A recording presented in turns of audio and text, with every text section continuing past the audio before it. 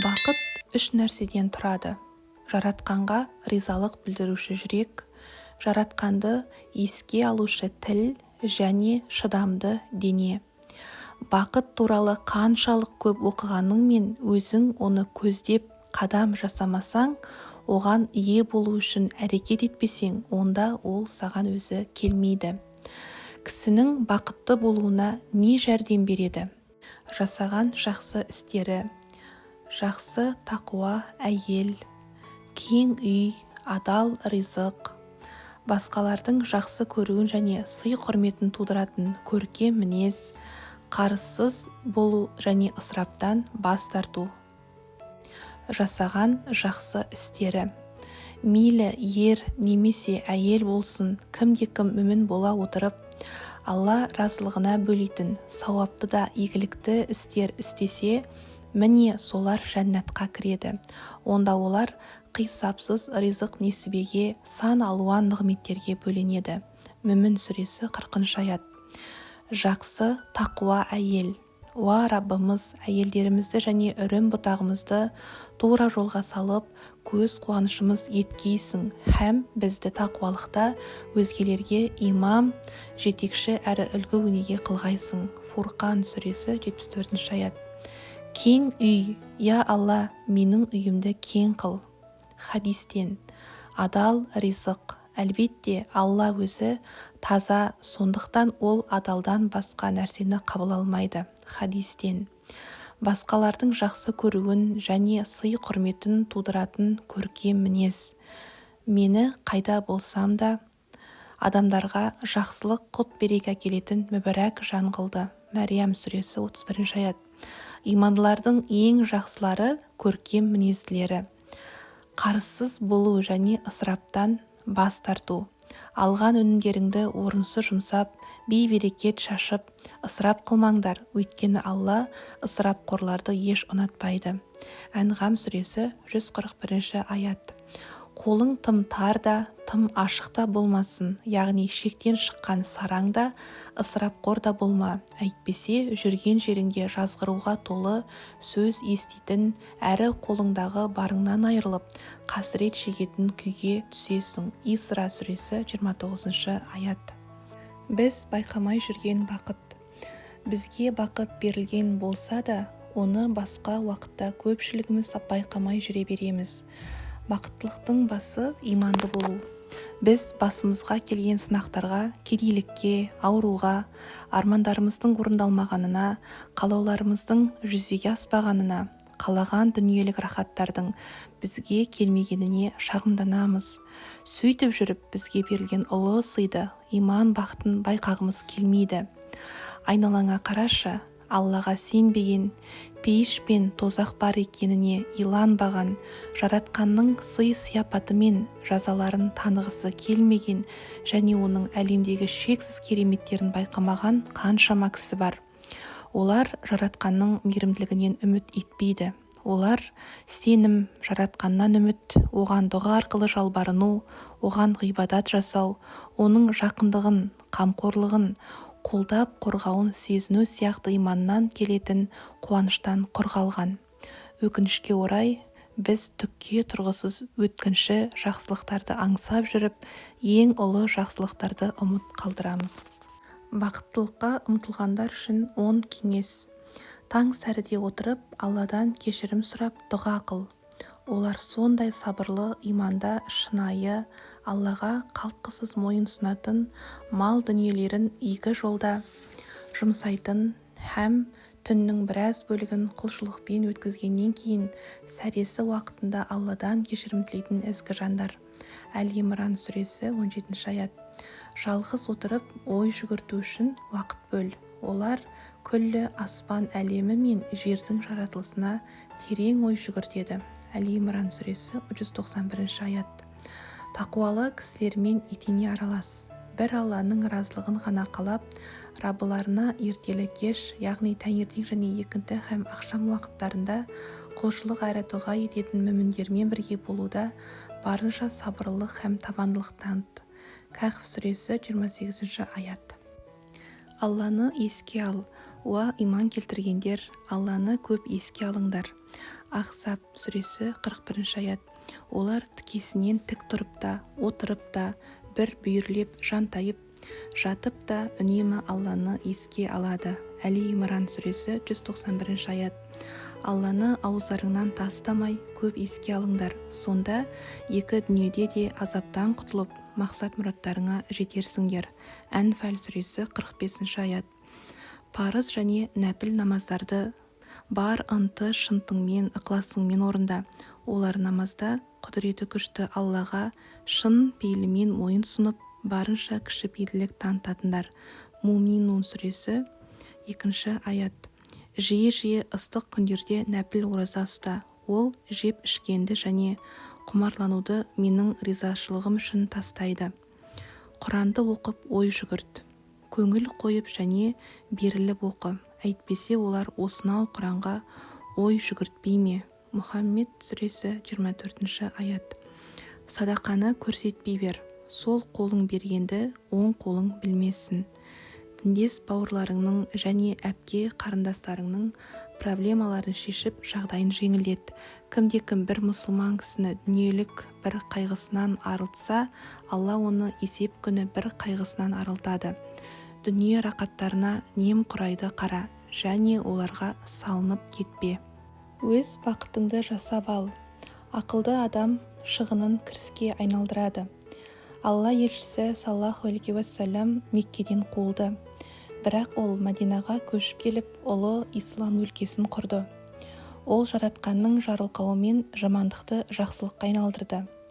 Талай кісілер бәлеге, кесел-кесапатқа және ауыр сынаққа тап болғаннан кейін барып, дүниеге ұлы және маңызды нәрселерді әкелді. Сондай сынақтардан кейін көптеген оқымыстылардың ұлы еңбектері басталған.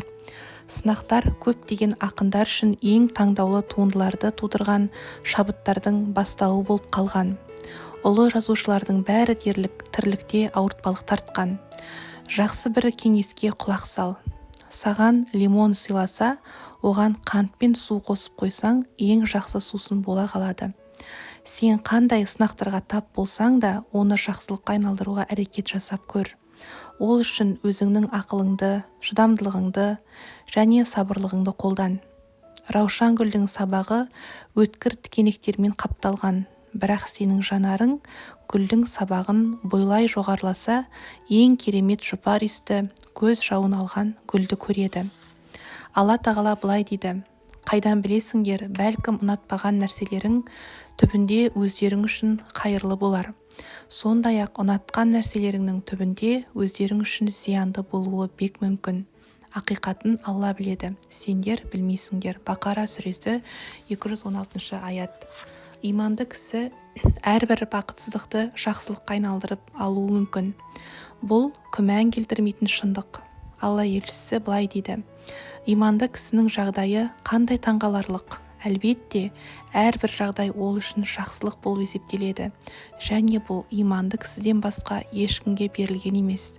Егер бір нәрсе оны қуантқан болса, ол Аллаға шүкір қылады, және бұл ол үшін жақсылық болады. Егер ол қайғыға душар болатын болса, ол сабырлық танытады, және бұл да ол үшін жақсылыққа айнала қалады. Кісі және кісі. Кісілікті әдеппен жасалған істер қалыптастырады. Кейбіреулер кісіге сыртқы көрінісіне және байлығына қарап баға береді. Келбеті сұлу болғанымен өзі тәкаппар, мінезі жаман, елдің наразылығын тудыратын, қиналғанға көмек көрсетпейтін, адамдарға жек көріп қарайтын және ешкімге жақсылық жасамайтын кісіден қандай пайда болмақ? Елге жақсылық жасап, пайда алып келуге барын салған, жұмсақ мінезді, мейірімді, әділ, ақылды, ниеті таза және кең пейіл кісіге сыртқы көрінісінің қораштығы қандай зиян бере алады? Егер бай, қолында белгі бар кісі өзінің байлығын жаман, арам істер үшін пайдаланып, өзінің хайуандық қалауларын қанағаттандырса, жұрт одан жамандық, тәкаппарлық, наразылық және жек көруден басқа еш нәрсе көрмесе, онда одан қандай пайда? Егер біреу өзінің мүмкіншілігіне қарай қолынан келгенше жақсылық жасап, көп байлығы жоқ болса да басқалармен қолындағысын бөлісуге ұмтылса, елге пайдалы кеңесін беруге тырысса және олармен шын пейілімен қарым-қатынас жасаса, онда кедейлік соншалықтай қорқынышты емес. Бәлкім басқаларға да беру өлшемдерін өзгертетін мезгіл келсе керек. Жақсылық жаса. Елге жақсылық жасаған кісі басқаға ғана емес, өзіне де пайда алып келеді. Жақсы істерді жасау екі дүниеде де жақсылыққа жеткізеді. Расында Алла азабынан қорыққан құлдарымен бірге әрі Хақ Тағаланың өздерін көріп бақылап тұрғанын жадында ұстап, үнемі игі істер істейтін ізгі жандармен бірге. Нахл сүресі 128 аят. Бұл дүниеде жақсы істер кісіге қуаныш пен рахат сыйлайды. Адамның жан дүниесіне тыныштық сыйлап, қайғы мұңдарын ұмыттырады және оның өмірін жарық, бақытты қылады. Өзгелерге жақсылық жасау арқылы кісі өзі толық түзеле бастайды. Өйткені басқалардың бақытты болуына жәрдем берумен өзі де бақытты болады. Ақыретте жақсы істері оны жаратқанның сыйына ие қылып пейішке кіруіне жәрдем береді.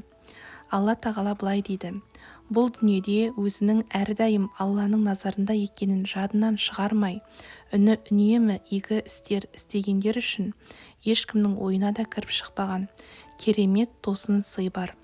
Ақырет мекені болса, әлбетте бәрінен қайырлы, бәрінен артық. Тақуа жандардың ақырғы мекені қандай ғажап еді. Қисапсыз нығметке толы мәңгілік бақыт мекені Адын жәннаттары, олар сол жерге кіреді. Ол жерде жайқалған жасыл баулардың арасынан және зәулім сарайлардың іргесінен өзендер ағып жатады. Онда олар не қаласа, соның бәрі табылады. Міне Алла тақуа жандарды осылай сый-сияпатқа бөлейді. Періштелер ондай тақуа жандардың жанын күпірлік, кешірілмес күнә, зұлымдық атаулыдан ада болған пәк күйінде алады. Һәм оларға сендерге есендік пен тыныштық тілейміз, істеген игі істерің үшін жұмаққа кіріңдер деп қошемет көрсетеді. Нахл сүресі 30-32 аят. Естеріңде болсын, өздерің үшін о дүниеге нендей сауап жолдайтын болсаңдар, оны Алланың дәргейінде орасан зор болған һәм еселенген үстіне еселенген күйде көресіңдер. Муззаммил сүресі 20 аят. Егер сен қайғырып жатқан болсаң, онда басқаларды қайғы мұңнан арылтуға әрекет жасап көр. Мұқтаждарға жәрдем бер. Науқас жанның көңілін сұрауға бар. Садақа бер. Аш адамды тойдыр.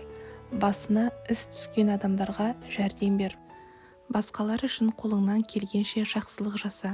Сонда бақыт пен қуаныш сенің жүрегіңді қалай кернеп жатқанын сезесің. Қонақ жай бол, басқаларға қуаныш сыйла. Жақсы сөздер айт, құлағанды қолда, жығылғанды жұбат, үміт бер, елдің өмірін жеңілдет, әрдайым көмек беруге ұмтыл.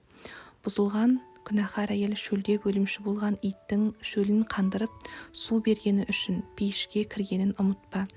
Кім шын жүректен Алланың ризалығы үшін және сауапқа ұмтылып жақсылық жасаған болса, ол сөзсіз өзінің еңбегінің жемісін көреді. Әрдайым жақсылық жасаңдар, істеріңді барынша тиянақты етіп істеңдер.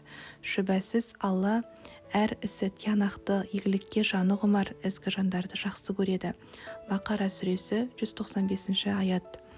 Алла Тағала біздің істеріміздің барлығын көріп тұрады және ол біз жасаған нәрселер үшін олар онша маңызды болмаса да сый-сияпат береді. Кімге қандай жақсылық жасасаңдар, Алла оны сөзсіз біледі. Бақара сүресі 215 аят. Тіпті жараланғаннан кейін де Алланың және пайғамбардың шақыруына құлақ асып, жаудың ізіне түскендерге, әсіресе олардың арасындағы бейне бір Алланы көріп тұрғандай, жоқ дегенде Алла Тағаланың өздерін көріп тұрғанын бір сәтке де қаперінен шығармай, жадында ұстаған, һәм Аллаға қарсы келуден барынша сақтанып, тақуалық шеңберінен шықпай әрекет еткен сол мүміндерге үлкен сый-сияпат, зор сауап бар. Әли Имран сүресі 172 аят. Шүбәсіз Алланың рахымы игілікті істер атқаруға келгенде ішкен асын жерге қоятын ізгі жандарға өте жақын. Ағраф сүресі 56 аят.